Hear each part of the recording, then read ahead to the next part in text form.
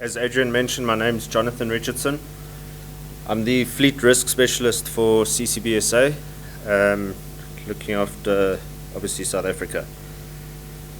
So I'll just take you through an introduction to our company, our journey to RTMS accreditation, the reasons for us seeking accreditation, the benefits of RTMS accreditation, and what we like to call diamond status. So just a very brief overview and introduction. CCBSA was formed through the merger of 6 different bottling entities, namely Coca-Cola Fortune, ABI Bottling, Appletiser, Coca-Cola Canners, which is here in Wadeville, Waveside, better known as Valpre Water, and then Coke Shanduka Beverages. So those 6 entities formed Coca-Cola Beverages South Africa.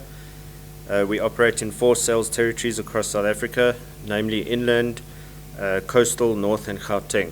That little grey block, the Western Cape, is still a separate bottler, Peninsula Beverages. They don't form part of CCBSA. And then our vision and mission is to refresh Africa every day and make our continent a better place for all.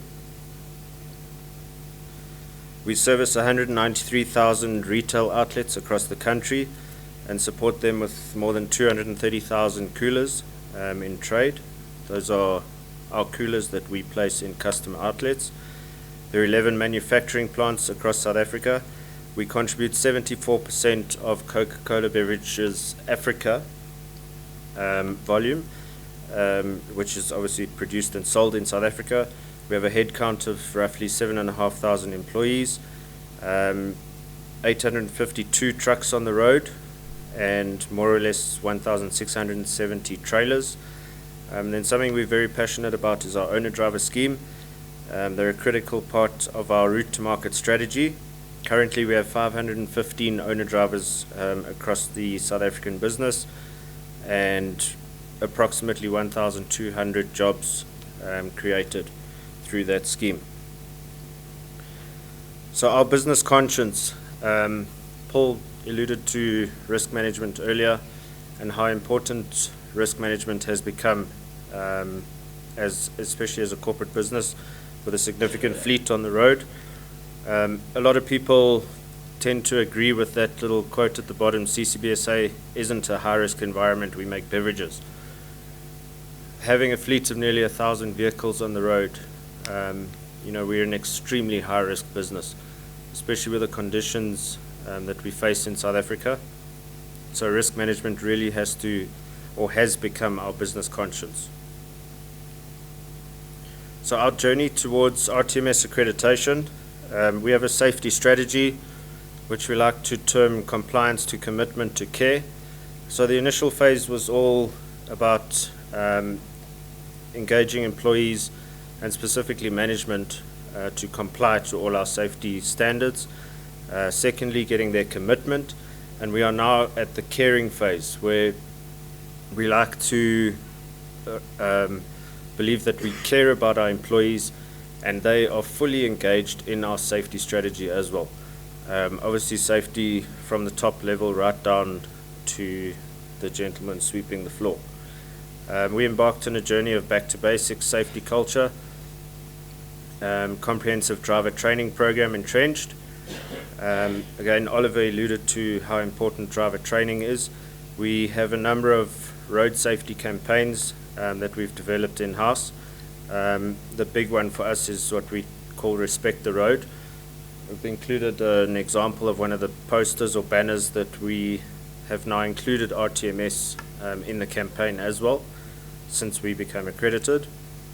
We have what we call an action safety campaign, which is not only road safety related, but more so within the 4 walls of our depots, manufacturing facilities. Excuse me. Then a big one for us is the defensive driver training and on-road assessments, which is compulsory for every single driver that touches a CCBSA vehicle. You will not operate one of our vehicles unless you have successfully completed our defensive driver training. And then something that we're extremely proud of is the commissioning and building of a fit-for-purpose driver simulator, which we've built 2 of them in conjunction with the CSIR and the guys from 5DT, which incorporates everyday real-life challenges faced by our drivers on South African roads, such as protest action, weather conditions, third-party driver behavior, and obviously training the guys on adapting driving behavior to the changing road conditions. We had a colleague of mine, Ajay, was down in Maritzburg on Monday this week, where the simulator was launched to the National Department of Transport as well, which the guys were obviously blown away by.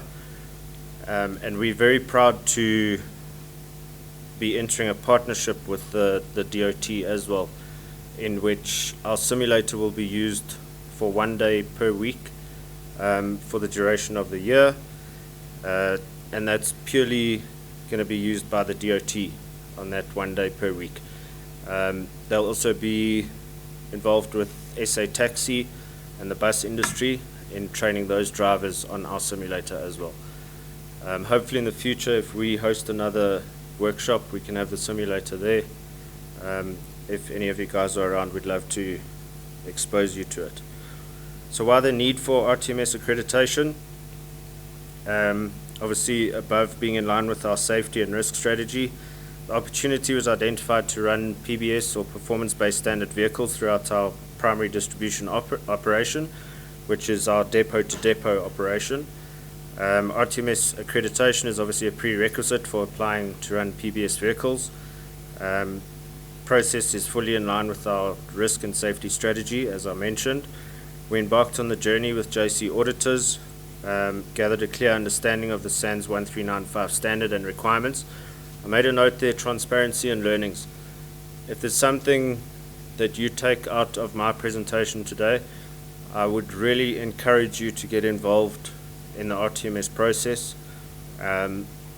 Most people in operating fleets and transport companies, we hate the word audits. Don't see this as a generic audit. It's an unbelievable process. It's fully engaging and very transparent with Oliver and his team, and the learnings that your business can gather from the whole process and contributing thereafter to road safety in the country is definitely tenfold and worth your while. So we had our 11 sites audited across the country, and we were awarded accreditation on the 31st of July last year. Just want to show you a quick video of the simulator.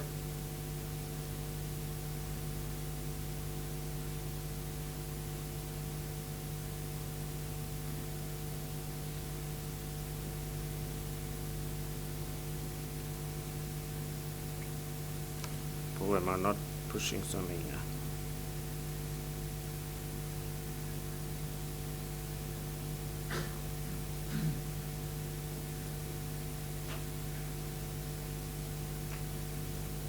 It says cannot play media.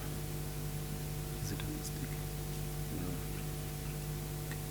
Okay, I'll sort the videos out during tea. I'll show them to you maybe quickly, if that's okay, after tea. Alright, so the benefits of RTMS accreditation and obviously the whole self-regulation process. So one of our biggest gaps or non-conformance areas identified was our speed violations.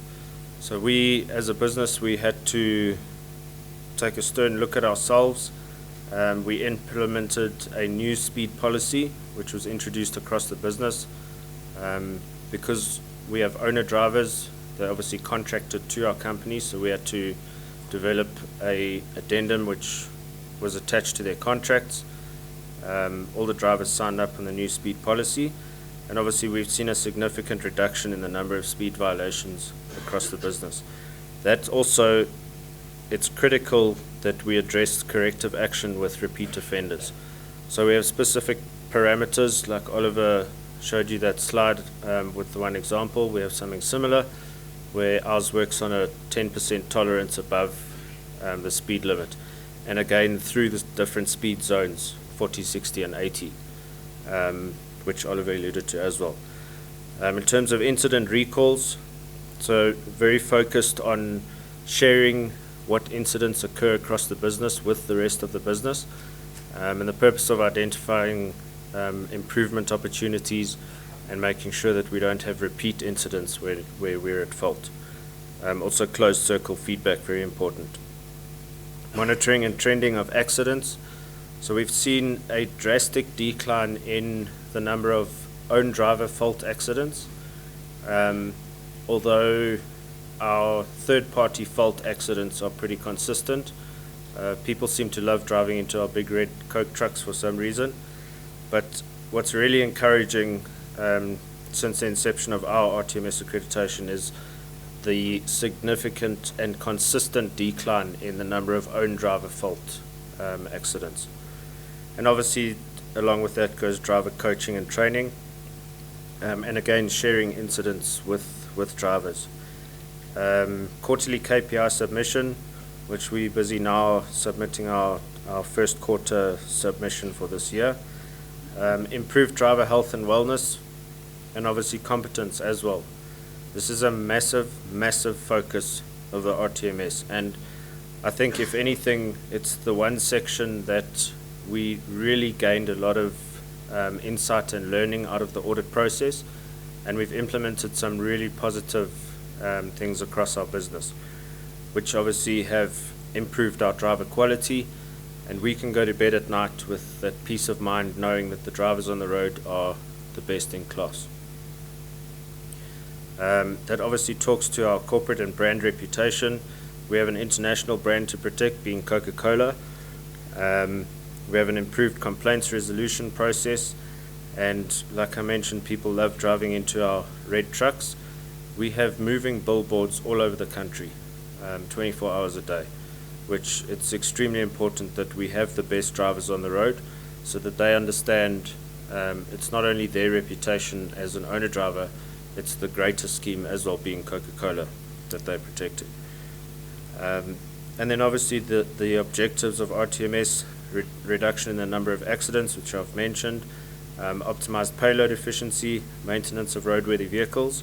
So we had a number of improvement opportunities noted again during the audit process, which we implemented corrective measures and have made significant gains there from a vehicle maintenance point of view. And then improved driver health and wellness and competence, which I have spoken to.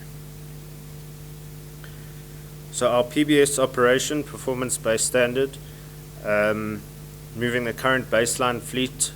So our current biggest trailer is a 30 pallet trailer. The new PBS fleet will carry 44 pallets per vehicle, which obviously results in a significant reduction in transport activity. Direct impact on reducing road congestion, improving road safety, as well as reducing environmental impact. So the first two PBS vehicles have started operating in the last few weeks between the Free State and Northern Cape routes, which we are extremely excited about. Why PBS vehicles? So if you look at that table on the right-hand side, we'll have 16% reduction in the number of vehicles on the road, 13% less kilometers traveled per annum, 11% less shipments transported per annum, and a reduction in CO2 emissions by 7%. And that is just with the first phase or phased introduction of our PBS vehicles, being 4 units, I think. Yeah. So massive productivity gains for the business. Then, as I said, the PBS vehicles will carry 44 pallets with a total length of 30 meters.